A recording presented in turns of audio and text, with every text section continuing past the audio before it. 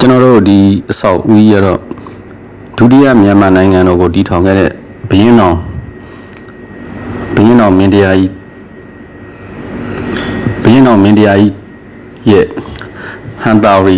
ရီမှာရှိတဲ့နန်းတော်ဖြစ်ပါတယ်ခင်ဗျာ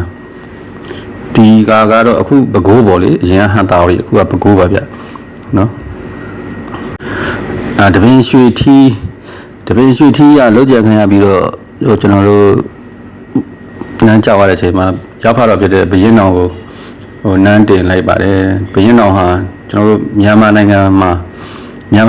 အကြီးဆုံးအင်ပါယာကြီးကိုကျွန်တော်တို့တည်ထောင်နိုင်ခဲ့တဲ့ဘုရင်တစ်ပါးဖြစ်ပါတယ်ဗျာဘုရင်တော်ဟာကျွန်တော်နာမည်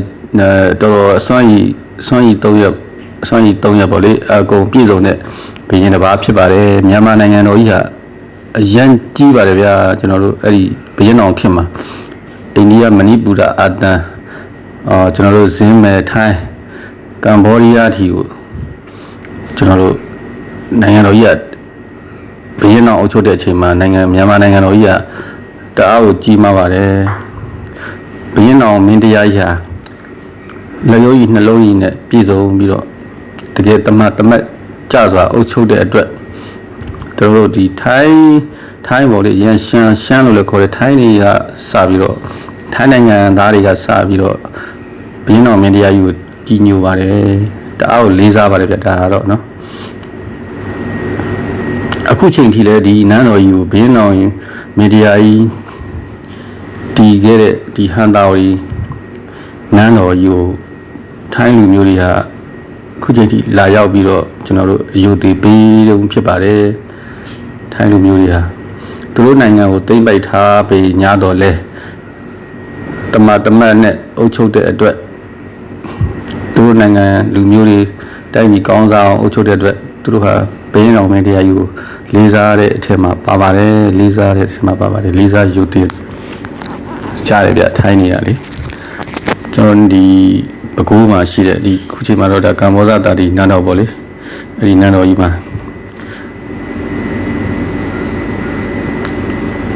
ရှိပါတယ်ခင်ဗျာဒီနန်းတော်ကြီးကနှစ်ပေါင်း400လောက်ထိနှစ်ပေါင်း400မြေကြီးထဲမှာမြုပ်နေတာပါဗျနော်နန်းတော်ကြီးကိုတည်တာက1553လောက်မှာစတည်တယ်ဗျ1551လောက်1551အင်္ဂလိပ်ခုနှစ်1551မှာဘုရင်တော်မင်းတရားဘုရင်အဖြစ်တင်မြောက်ခံရတဲ့နှစ်ပေါ့ဗျာ1551မှာအဲ့ဒီမှာသူနန်းတော်ကြီးကိုတည်ဆောက်တာတော့1553မှာဆောက်တယ်ဗျနန်းတော်ကြီးကိုဒီစောက်တဲ့ကြာတွေကတော့73နှစ်ဗျ73နှစ်ကြာတယ်ဒီနန်းတော်ကြီးကိုစောက်တာလေဘုရင်တော်ဟာပဲခူးမှာစောက်တာဗျဒီနန်းတော်ကြီးကပဲခူးဟန်တာရီပေါ့အရင်တော့ဟန်တာရီဒါတော့ကျွန်တော်တို့ပလင်ပေါ့လေဒါဘုရင်သူဘာဖြစ်တဲ့ညီလာခံလုပ်တဲ့ပလင်မြတ်ဒါကတော့ဒီမှာကျွန်တော်တို့ဒီထိုင်းဇင်းမယ်ပေါ့ထိုင်းပေါ့ရှမ်းပေါ့အဲ့ဒီမင်းသမီးကိုသူဒီမှာသူတို့မင်းကြီးမင်းသားတွေသူတို့မှာတိန်းတဲ့ခါကျတော့ဒီမှာခေါ်ပြီးတော့ထားတယ်ပေါ့လေခေါ်ထားတဲ့အချိန်မှာတချို့သူစစ်မှတ်ထွက်တဲ့အချိန်မှာဒီကြံခဲ့တဲ့ဒီထိုင်းလူမျိုးတွေကနေပြီးတော့ပုံကံမှုဖြစ်ပေါ်သေးတယ်လို့ကြားတယ်ဗျအဲ့ဒီမှာဒါပေမဲ့အားလုံးအောင်နိုင်ခဲ့ပါတယ်နော်ဒီဘုရင်တော်မင်းတရားကြီးလက်ရုံးကြီးနှလုံးကြီးနဲ့ပြည့်စုံတဲ့ဘုရင်တစ်ပါးဖြစ်တယ်ဆိုတာအားလုံးဒီမှတ်တမ်းတွေကြည့်ပြီးတော့သိမြင်နိုင်ပါတယ်ထိုင်းတွေကသူတို့နိုင်ငံကိုသိမ်းပိုက်ထားပြီးဒီဘုရင်တော်မင်းတရားကြီးကိုလုံးဝလေးစားတယ်ဗျခုချိန်ထိယူသေးပေးတယ်ဘုရင်တော်မင်းတရားကြီးကိုနော်သူတို့နိုင်ငံမှာလည်းဘုရင်သူ့ရဲ့ရုပ်ပူရှိဒါကတော့ကျွန်တော်တို့ဒီဘုရင်တော်အုပ်ချုပ်တဲ့အချိန်မှာဒါသူ့ရဲ့မြန်မာနိုင်ငံတော်ကြီးပုံဖြစ်ပါတယ်ဗျဒီကျွန်တော်တို့အဲ့ဒီအစိမ်းတွေပြထားတဲ့နေရာကြီးကနော်အကြီးပဲကြီးမြန်မာနိုင်ငံကြီးကတကယ်ကိုမယုံကျင်ရပါဗျာနော်မြန်မာနိုင်ငံ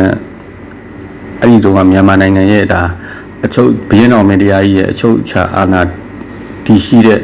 ဒါနေရာပေါ့ဗျာမြန်မာနိုင်ငံကြီးပေါ့အရင်တော့ဒါကတော့ကျွန်တော်တို့ဒီတရုတ်ပြည်ယူနန်အကုန်ပါတယ်ဗျဟိုဘက်အိန္ဒိယဒီဘက်ကထိုင်းကမ္ဘောဒီးယား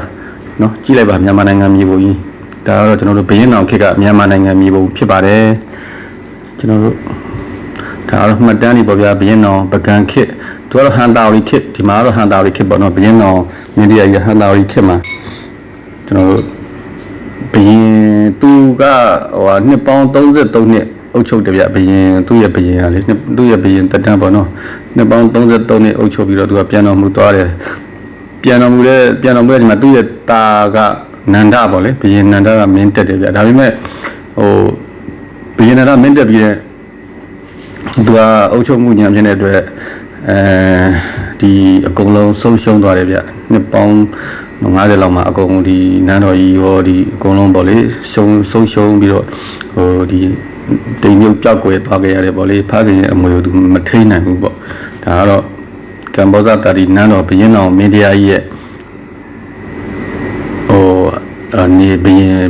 ရင်တော်မင်းတရားရဲ့ဒါဟိုနေရာပေါ့လေဒါကျွန်တော်ရဲ့နန်းတော်ပေါ့ဖြစ်ပါတယ်ဒါဟန်တာရီကမ္ဘောဇတာဒီနန်းတော်ပါဗျာအားလုံးချမ်းသာကြပါစေလူရဲ့ဆန္ဒပြပါကြပါစေ